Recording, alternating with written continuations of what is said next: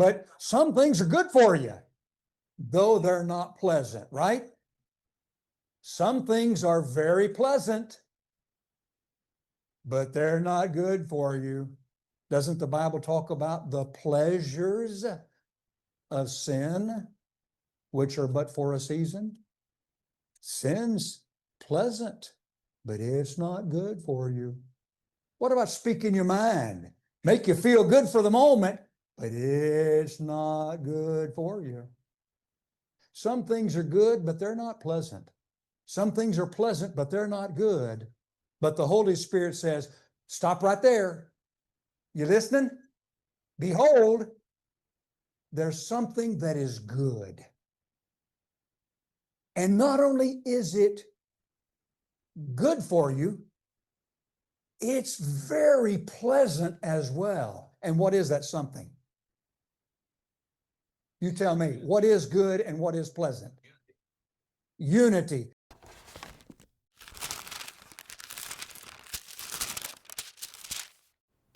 Thank you for making tonight a part of your week, and I hope that you'll be back with us again tomorrow night and Saturday morning and Saturday afternoon as we begin to unravel this very challenging subject of unity among God's people. The beauty of unity will be our first subject of study tonight. The overall emphasis is on Jesus, Prince of Peace, P-E-A-C-E, not pieces, P-I-E-C-E-S. I wonder sometimes when I observe congregations of the Lord's church, I listen to individuals preach, individuals talk, whether or not we really understand the difference, Prince of Peace and Prince of Pieces. Of course, Prince of Peace comes from that passage in Isaiah chapter 9, verse 6, where he's called Wonderful Counselor, Everlasting Father, Mighty God, Prince of Peace. What we want to emphasize in our studies, not only tonight, but all the way through Saturday afternoon and even Sunday morning for Bible class and Sunday morning for worship, is the fact that Jesus longs for his people to be a people who get along, who live together and love each other and show the world. That's going to be the overall emphasis of our study. Tonight, we'd like to begin with the beauty of unity by directing our attention to the passage up on the board, Psalm 133. Let's begin by reading the Psalm. We'll go back and we'll observe the Psalm as it unfolds, point by point, and then we'll dive into the subject of the beauty of unity. Before I read it, Romans 16:16, help me with this. The churches of salute you. That's not a formal title, Church of Christ. It's actually a reference to a people belonging to someone. The churches belonging to Christ. We need to know as God's people, we belong to somebody. We belong to Jesus Christ. He gave himself that he might redeem us from all iniquity and purify unto himself a people for his own possession. Titus 2, verse 14. We belong to Jesus, and Jesus wants us to get along. Now that's a rhyme. I'm a poet and didn't know it. We belong to Jesus, and he longs for us to get along. So let's focus on the beauty of unity. I wonder sometimes if we understand how wonderful it is for God's people to get along. I wonder if we take the time to remember that we do belong to Jesus and He wants us to get along. I wonder that because as we study our history,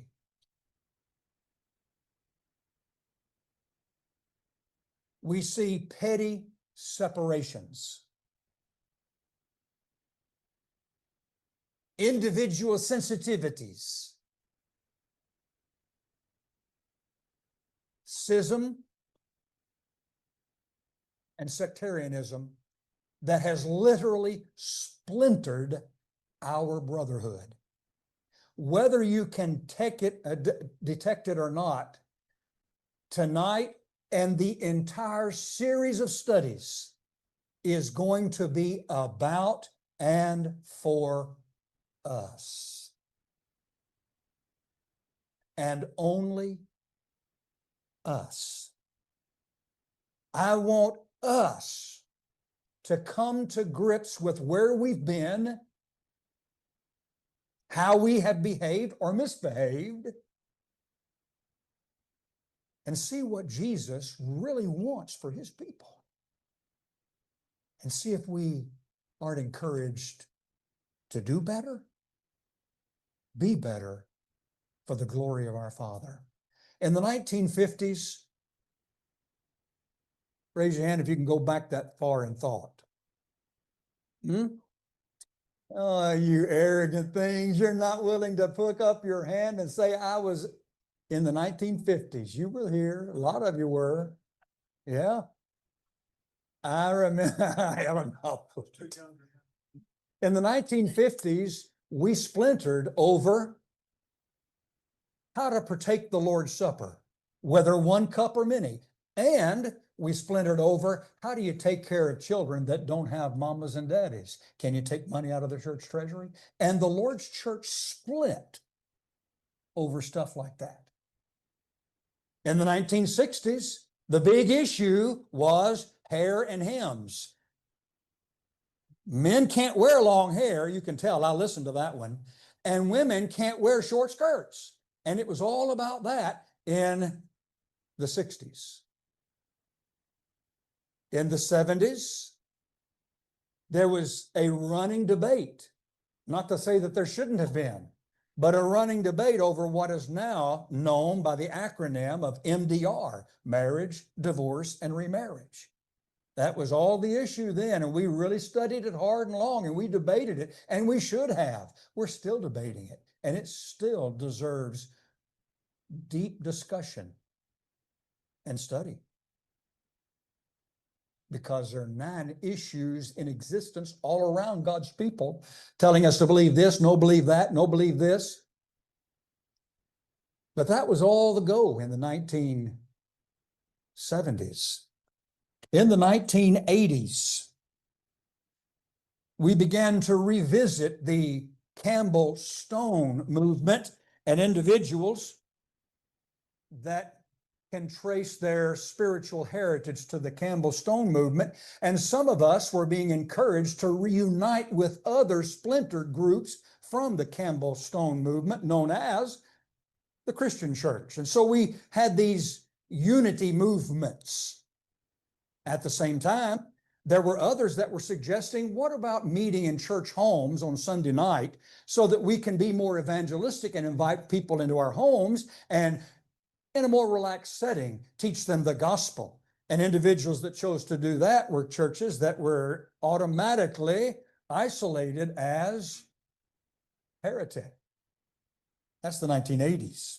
In the 1990s, along comes what is called the new hermeneutic, a new way of studying the Bible. Instead of the old hermeneutic, as it was called, direct command, necessary inference, along with approved, disapproved examples of God. That's the old hermeneutic. No. You read the Bible like a love letter. Don't capitalize on every paragraph. Don't parse every word. Just put your finger on the pulse of the Bible. Capture the scent of what is being said like you're reading a love letter from your mother. And they were encouraging us to go with a new hermeneutic so they could invite differing views not found in the Bible for us to accept rather than reject, the new hermeneutic in the 1990s. And from that emphasis has come 3 decades of further splintering into our pluralistic way of thinking. So in the last 3 decades, we have seen centuries of compromise. There are alternative worship styles that are being promoted today. And so congregations, larger ones at least, some of them are suggesting, why don't we have a worship service that is more contemporary, inviting in the worship, the instruments for the worship, and then one that is more traditional and people can accept the one that they're more comfortable with. And in the meanwhile, why don't we revisit the place of a woman in leadership roles for the church and in the worship service itself, alternatives for worship. This centuries of compromise have brought in ecumenical views of fellowship. So now let's just agree to disagree. And if you believe in Jesus, you're my brother. These centuries of compromise have also encouraged us to rethink preaching, and preaching has ceased to be, in some places, book, chapter, and verse, where Scripture is the authority for determining right and wrong, and now Scripture is being replaced with storytelling.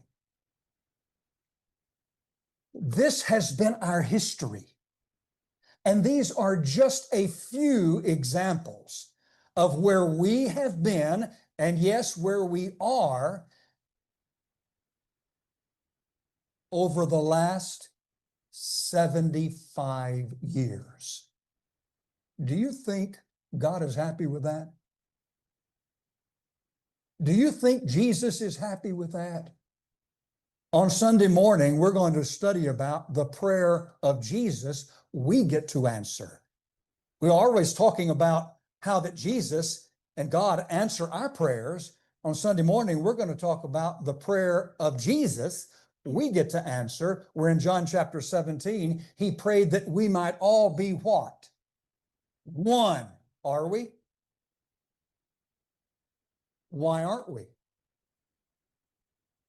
I'm here to tell you, we as a people will die on the sword when it comes to the subject of instrumental music. And I'm not saying we shouldn't.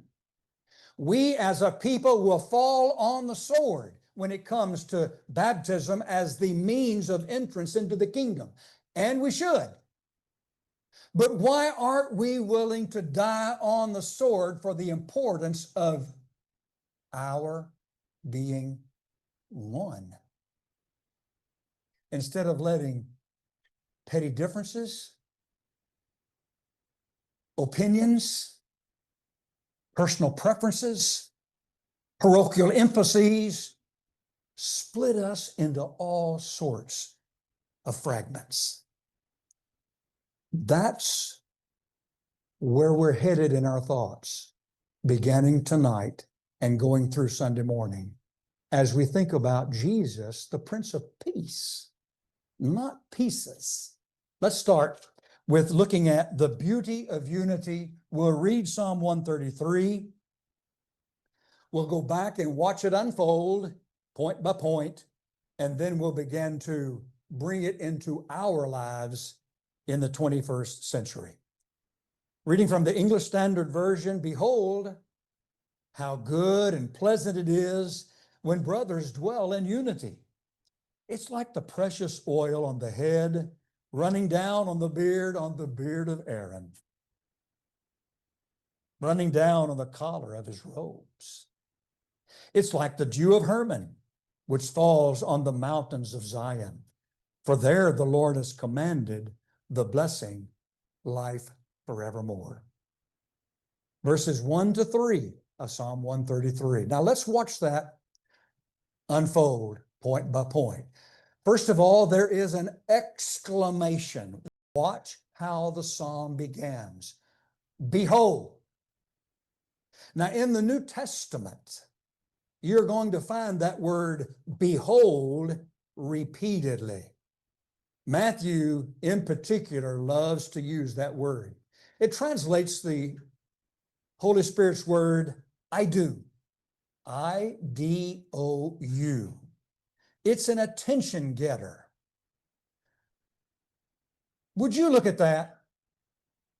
When I ask that, would you look at that? Immediately you want to, at what? I've got your attention.